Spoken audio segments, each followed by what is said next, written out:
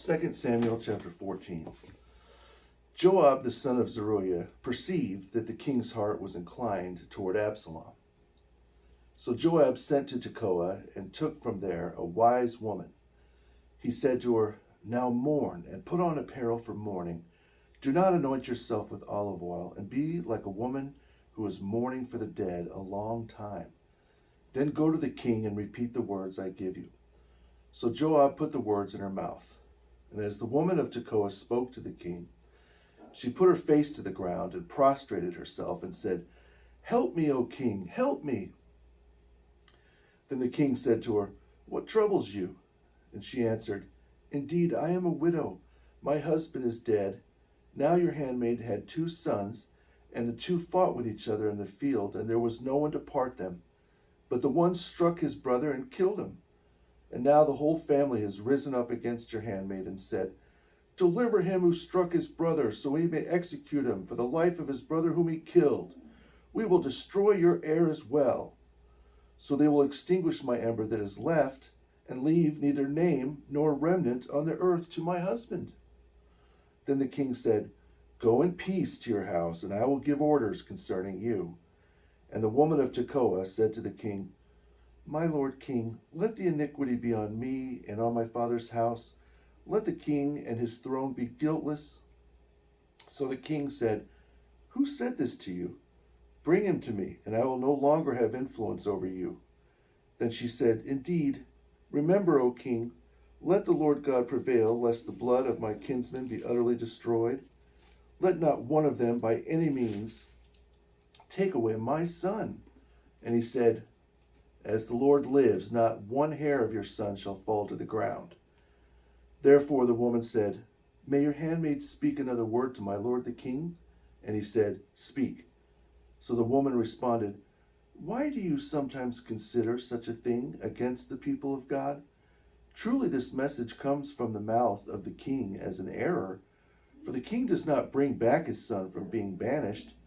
For as we will surely die and be spilled on the ground like water that cannot be gathered together on its own, so too God shall take away life, even as he is taking into account the ones being banished from him. Now I come to speak this message to my lord the king, so the people may see me and say that your handmaid indeed spoke to the king, if somehow the king will fulfill a request of his handmaid. For the king will hear and deliver his handmaid from the hand of the man who seeks to cast me away and my son from the inheritance of God." And the woman said, "May the word of my lord the king be as an offering. For as an angel of the Lord, thus does my lord and king hear the good and the evil, and the Lord your God will be with you." Then the king answered and said to the woman, "Hide nothing from me that I ask of you." And the woman said, "Let my lord the king speak." So the king said, "Is not the hand of Joab in all this with you?"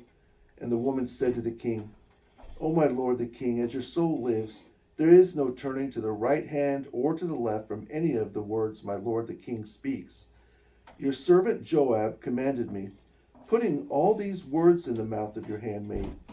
Your servant Joab did this to bring about this change of affairs, but my lord is wise according to the wisdom of an angel of God, and knows everything on the earth."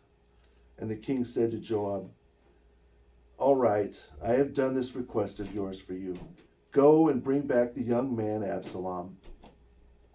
Then Joab fell to the ground on his face and bowed himself and blessed the king. And Joab said, "Today your servant knows that I have found favor in your sight, my lord king, because the king has fulfilled his servant's request." So Joab arose and went to Geshur and brought Absalom to Jerusalem. And the king said, "Let him return to his own house, but do not let him see my face." So Absalom returned to his own house, but did not see the king's face. Now in all Israel there was no one praised as much as Absalom. From the sole of his foot to the crown of his head, there was no blemish in him. And when he cut the hair of his head at the beginning of every year, he cut it because it was heavy on him.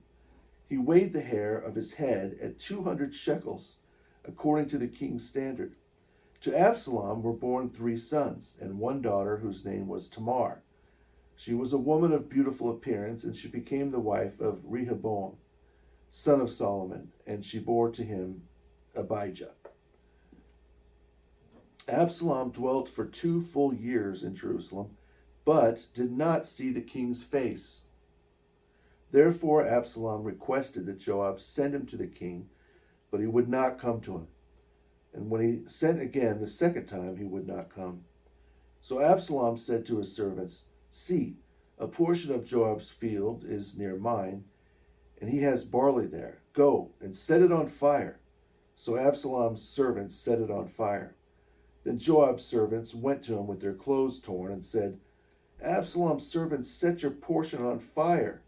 Then Joab arose and came to Absalom's house and said to him, "Why did your servants set my portion on fire?" And Absalom answered Joab, "Look, I sent to you, saying, 'Come here,' so I may send you to the king to say, 'Why have I come from Geshur? It would be better for me to be there still.' Now therefore I have not seen the king's face, but if there is iniquity in me, let him execute me." So Joab went to the king and told him. And he called for Absalom, and he came to the king, and bowed and fell on his face to the ground before the king. Then the king kissed Absalom.